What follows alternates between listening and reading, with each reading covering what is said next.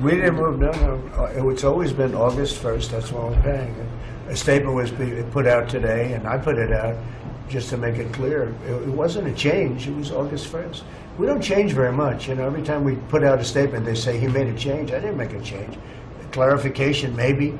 No, August 1st they pay. And everybody pays, everybody has to pay, and the incentive is that they have the right to deal in the United States. If they don't want to, they don't have to pay, and they don't have to deal here.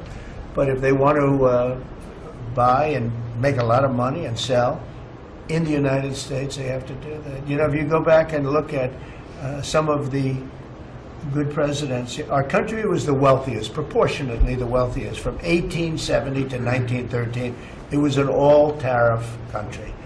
We didn't have income tax. That came in in 1913. We had tariffs, and we had so much money we didn't know what to do with it. We had, we had a couple of presidents that were very, very strong. McKinley, I guess, more than anybody, but he was the tariff king. But he was very, very strong. It's sort of sad. He made a fortune for this country, became very rich, and then Teddy Roosevelt went out and vice president, and he spent the money. And they said Roosevelt was a great president. And let's say he was a great president, but the money was paid by McKinley with tariffs. Tariffs are charged by other countries at levels that are ridiculous.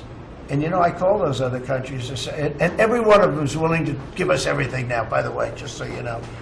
Sir, we'll charge you no tariffs, nothing. We'll give you everything. We'll give you access to our markets. We'll give you everything. Is that a correct statement, Scott? Yes, sir. Howard, would you say that's a correct statement? Exactly correct. It's like they just don't, because they're very spoiled, because for years they ripped us off and we didn't have a president that understood it, or Secretary of Treasury or Secretary of a lot of different secretaries are involved, but certainly Commerce Secretary was not doing their job. I don't know about Kelly. She's small business. We'll keep it that way, okay? Her small business is bigger than almost all big businesses when you add it all up.